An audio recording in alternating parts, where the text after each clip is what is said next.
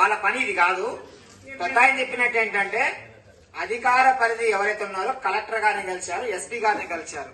వాళ్ళు చట్ట పరిధిలో వాళ్ళ పని చేయకపోతే మనకున్న నెక్స్ట్ అవకాశం ఏంటంటే హైకోర్టులో వీళ్ళకు డైరెక్షన్ ఇవ్వండి, మా డబ్బులు మాకు ఇప్పియండి. ఒకటి. రెండోది, మమ్మల్ని నమ్మక ద్రోహం చేశారు కాబట్టి పోలీస్ పరంగా అతని మీద చర్య తీసుకోండి అని హైకోర్టు నుంచి మనం ఆర్డర్ ఇప్పించచ్చు. మేము తీసుకొచ్చి వాడిని హైదరాబాద్ నుంచి తీసుకొచ్చి పోలీస్ స్టేషన్ లో ఎస్ఐ ముందు నిలబెట్టినా కూడా వాడు మనిషి పేషెంట్, కొడితే చచ్చిపోతాడు, అప్పుడు మీ అందరి మీద కేసులు పెట్టాల్సి వస్తుంది అన్నాడు.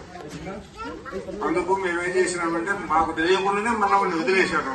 కోర్టులోనే ఎస్ఐ హ్యాండ్ ఓవర్ చేసి మేము వెళ్ళిపించాము. ఎస్ఐ వెళ్ళిపించాడు. మరి మేమేం చేయాలి దానికి? ఎఫ్ఐఆర్ అయిందా? ఎఫ్ఐఆర్ కేసు పెట్టలే. మేము డిపార్ట్మెంట్ కి అప్పచెప్పినాం.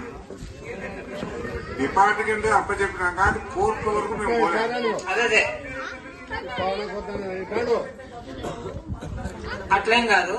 ఎందుకంటే కేసు పెడితే డబ్బులు రావనేది మీరు ఏం పెడుతున్నారు? నమ్మక ద్రోహం ఒకటి, ఇది క్రిమినల్ కేసు. రెండోది, మీకు రావాల్సిన డబ్బులు అది సివిల్ కేసు, దానికి దీనికి సంబంధం లేదు. రెండోది, మన పెద్ద ఆయన ఏం చెప్పారు? కొడితే అతను పేషెంట్ అన్నారు. కొట్టమని మీరెందుకు చెప్తారు? మీరు అడిగేది ఏంటి? అతను దొంగ, పారిపోయాడు, మా డబ్బులు మాకు ఇప్పియండి. డబ్బులు ఇప్పియండి, లేదంటే మా సరుకు మాకు ఇప్పియమను. అదే రెండో ఒకటేలే, మీరు వస్తువు గాని మీ డబ్బులు గాని, అంతే కదా.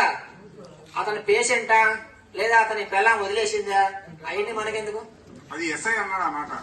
ఎస్ఐ అన్నాడంటే అతను చట్ట వ్యతిరేక పద్ధతిలో మిమ్మల్ని ప్రలోభాలకు గురి చేసి అతని మీద సానుభూతి కొని అతని దగ్గర ఏదో డబ్బులు తీసుకోవడము ఇది జరిగింది అంటే తెర వెనక, అంతే కదా.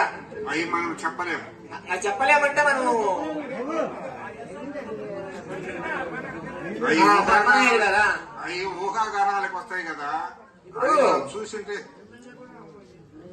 ఇప్పుడు ఏంటంటే అతను పేషెంట్ అయితే అతన్ని అరెస్ట్ చేసి తర్వాత రిమ్స్ కో తీసుకెళ్లి చూపించి మళ్ళీ జైలు పంపాలి. అది పద్ధతి. ఇప్పుడు ఆ రోజు ఉదాహరణ చెప్తున్నా మీకు. చంద్రబాబు నాయుడు గారిని అరెస్ట్ చేశాను, ఉదాహరణ చెప్తుంది, మళ్ళీ బాధపడద్దు. పెద్ద ఆయన ఏదేదో రకరకాల రోగాలు ఉన్నాయంట, తీసుకెళ్లి చెకప్ చేశారు, కుదరలేదు, తర్వాత బెయిల్ ఇచ్చి చేశారు, అంతే తప్ప దానికోసం అరెస్ట్ ఆగిందా? ఏదో ఒకట్లే, దానికోసం అరెస్ట్ ఆగిందా?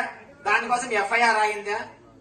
ఏం ఆగలే కదా. అంటే ఇక్కడ ఏంటంటే మీరు గౌరవంగా డిపార్ట్మెంట్ కి అప్పచెప్పారు, మా సరుకు కావాలి లేదా మా వస్తువు డబ్బులు కావాలని. మీరు కంప్లైంట్ రాతపూర్వకం ఇవ్వలే, వాళ్ళు రాతపూర్వకం